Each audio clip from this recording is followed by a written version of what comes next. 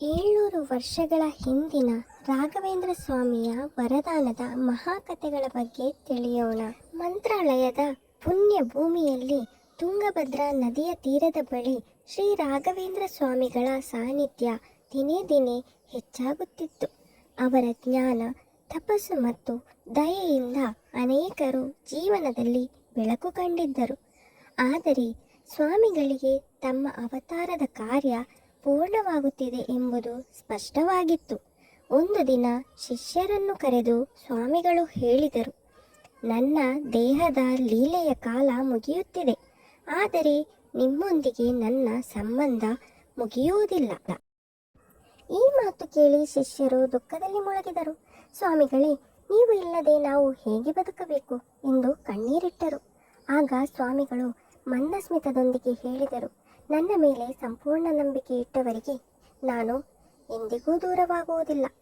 ಬೃಂದಾವನ ಪ್ರವೇಶದ ಮುನ್ನ ಸ್ವಾಮಿಗಳು ಗಂಭೀರ ಧ್ಯಾನಸ್ಥರಾಗಿದ್ದರು. ಆ ಸಮಯದಲ್ಲಿ ಅವರು ಮಹತ್ವದ ಘೋಷಣೆ ಮಾಡಿದರು, ಮುಂದಿನ 700 ವರ್ಷಗಳ ಕಾಲ ನಾನು ಈ ಬೃಂದಾವನದಲ್ಲಿ ನೆಲೆಸಿ ಸತ್ಯ ಭಕ್ತರ ಕಷ್ಟಗಳನ್ನು ನಿವಾರಿಸುತ್ತೇನೆ.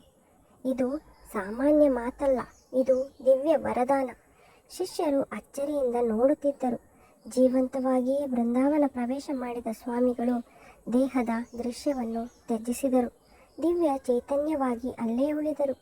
ಕಾಲಕ್ರಮೇಣ ಈ 700 ವರ್ಷಗಳ ವರದಾನದ ಸತ್ಯತೆ ಪ್ರಪಂಚಕ್ಕೆ ತಿಳಿಯತೊಡಗಿತು. ಅನಾರೋಗ್ಯದಿಂದ ಬಳಲಿದವರು ಗುಣಮುಖರಾದರು. ವರ್ಷಗಳ ಸಂತಾನಹೀನತೆ ಅನುಭವಿಸಿದವರಿಗೆ ಸಂತಾನ ಭಾಗ್ಯ ದೊರೆಯಿತು. ಸಾಲ, ದುಃಖ, ಮನಸ್ಸಿನ ಅಶಾಂತಿಯಲ್ಲಿ ಸಿಲುಕಿದವರಿಗೆ ಪರಿಹಾರ ದೊರೆಯಿತು.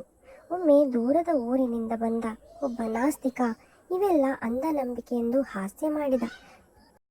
ಆದರೆ ಮಂತ್ರಾಲಯದಲ್ಲಿ ತಂಗಿದ್ದಾಗ ಅವನ ಜೀವನದಲ್ಲಿ ಅಸಾಧ್ಯ ಘಟನೆಗಳು ನಡೆದು ಕೊನೆಗೆ ಅವನು ಕಣ್ಣೀರಿಟ್ಟ.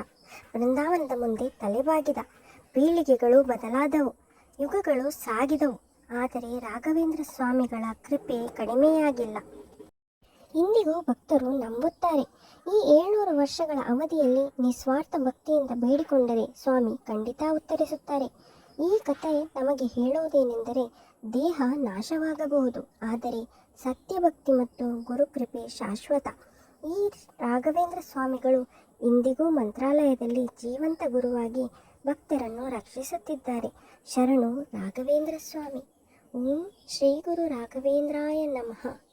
ಪೂಜ್ಯಾಯ ರಾಘವೇಂದ್ರಾಯ ಸತ್ಯಧರ್ಮರತಾಯ ಚ ಭಜತಾಂ ಕಲ್ಪವೃಕ್ಷಾಯ ನಮತಾಂ ಕಾಮಧೇನವೇ.